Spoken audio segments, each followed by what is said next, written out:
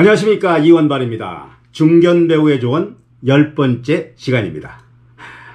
아이고 벌써 10번째 영상이 됐네요. 사실 제가 처음 생각했던 건 10번째 정도만 하면 어느 정도 정리가 되지 않을까 생각을 했었습니다. 그런데 이 한 편 한 편을 너무 길게 하면 이제 보시기가 좀 지루할 듯 해서 시간을 좀 줄이다 보니까 생각했던 것보다 길어질 수도 있다는 생각을 합니다. 뭐 연기라는 것이 장르가 이제 종합예술이고 또 혼자만 하는 게 아니니까 뭐 이런저런 이야기를 이제 펼치다 보면 이제 해줄 수 있는 이야기들이 엄청 많아질 수 있다는 그런 느낌이 있어서 조금 더 길어질 것 같습니다. 예. 자, 오늘은 지난 시간에 연장선에서 이 카메라 앞에서 연기할 때 시선 처리, 시선 처리가 어떤 영향을 주고 또 어떻게 하는 것이 시청자들로 하여금 공감을 갖게 하는지를 이야기를 해보려고 합니다. 우선 뭐 상대 배역이 앞에 있을 경우에는 상대를 보고 하면 되니까 뭐 시선 처리에 대해 뭐 걱정을 안 해도 되죠. 근데 그거는 스튜디오 연기의 경우는 적용이 되는 이야기입니다. 하지만 야외에서는 전혀 다른 상황이 전개될 수도 있다는 겁니다.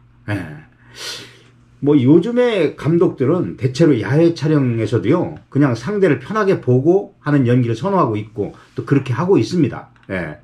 옛날에는요, 야외 촬영의 경우 이제 풀샷이나 뭐 그룹샷을 제외하고는요, 거의 대부분 상대 배역과 마주보지 않고 촬영을 했었습니다.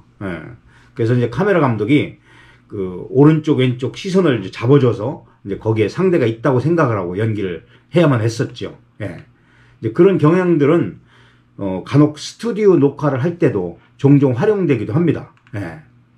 이제 그런 경우에는 이제 화면 사이즈가 바스트나 타이트 바스트 같은 타이트한 화면에서 특히 이제 여배우들이 그 얼굴을 좀 더 잘 나오게 하고 또 이렇게 좀 이쁘게 나오게 하기 위해서 그러는 경우들이 종종 있었죠. 옛날에요, KBS에서 그 지금 평양에선이라는 드라마가 있었습니다.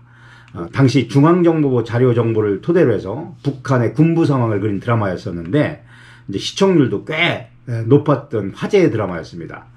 뭐 저는 신인 때 이제 단역으로 출연을 했었는데 이제 회의실에서 회의하는 장면이었어요. 대부분의 이제 출연자들은 회의실에 앉아서 이야기하는 신들이었는데 뭐 대부분 뭐 앉아 계신 분들이 모두 쟁쟁한 선배님들이셨죠. 이제 저는 뒤에 이제 서 있는 상황이었어요. 그런데 내 시선에 바로 보이는 자리에 앉아 계신 분이 삼이자 선생님이셨어요. 그런데 이 삼이자 선생님이 타이트 바스트 샷 본인 대사 할 때는 이 상대를 보지 않고 카메라 쪽으로 시선을 당겨서 대사를 했다가 이제 그룹샷이나 풀샷 이 대사에서는 또 제대로 보고 하는 거예요. 당시 현장에서는 선생님 왜 저러시지? 의아했었죠. 나중에 방송을 보니까 시선에는 전혀 문제가 없었고 오히려 본인의 개성이나 아름다움이 더 빛나게 보였던 거예요. 그래서 그때 스튜디오에서도 자기를 더 돋보이게 하기 위해서 카메라의 각도까지 감안해서 시선의 위치를 바꿔서 대사를 하는 걸 알았고 그때 배운 시선 처리를 저도 가끔은 써먹었었죠. 그런데 사실 그 방법은 잘못된 것이라고 말할 수 있습니다. 왜냐하면 상대 역을 보고 하는 연기와 시선을 이제 따로 설정해서 하는 연기는 이제 감정이 제대로 표현되지 않을 수도 있고 또 자연스럽지 않은 연기가 나올 수도 있기 때문입니다. 그래서요, 요즘처럼 항상 상대 배역을 보고 상대의 감정을 잘 받아서 잘 듣고 대사를 내뱉는 것이 정답이다. 이렇게 말씀을 드릴 수 있습니다.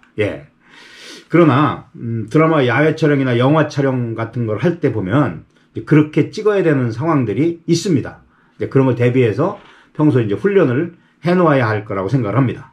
그리고 카메라 화면 속의 배우들의 시선은 항상 시청자의 눈으로 어떻게 보여질 것인지를 생각하셔야 되는데 시청자들에게 가장 공감을 갖게 하는 시선은 그 씬에 맞는 감정으로 몰입해서 상대 배역과 자연스럽게 대사를 주고받는 것이면 될 것입니다. 그런데 또 하나 생각해야 할 거는 상대를 꼭 보고하면서 하는 것만이 공감을 갖게 하지는 않는다는 점입니다. 즉 자기의 시선으로 이야기를 해도 시청자들은 몰입하게 되어 있습니다.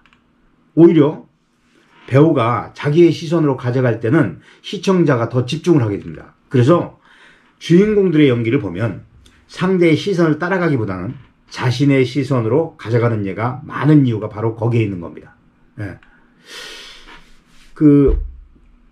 예전에요, 불멸의 이순신이란 프로를 할 때 주인공 김명민 배우가 이제 초반에 잠깐 그런 갈등이 좀 있었습니다. 이전에 뭐 그렇게 큰 드라마에서 주인공을 맡아본 일이 없었고, 더구나 KBS 대하 드라마 사극에서 주인공을 맡은 건 이건 큰 행운이었죠. 예. 그때 김명민이가 촬영을 들어가기 전에 이제 연습실에서 대본 연습을 하는데 자꾸 상대 배역에 맞춰주는 듯한 대사를 하는 거예요.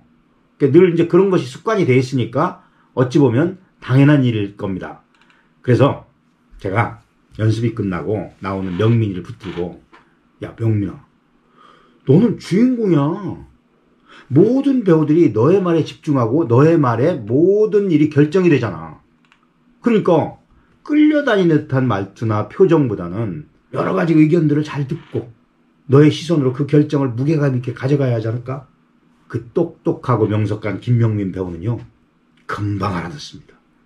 그 다음부터 촬영할 때 본인의 시선을 완벽하게 찾아가서 시청자들의 공감을 갖게 했고, 불멸의 이순신이 오늘날 대배우가 될 수 있었던 계기가 되었던 겁니다. 배우의 존재감은 연기를 통해서 나오고 그 존재감의 크기는 맡은 배역에 따라 다르게 나타나지만 반드시 주인공만이 그 존재감을 갖는 것은 아니다. 작은 배역이라도 본인만의 독특한 설정으로 얼마든지 존재감을 찾을 수 있다. 구독과 좋아요, 공유는 저에게 큰 힘이 됩니다.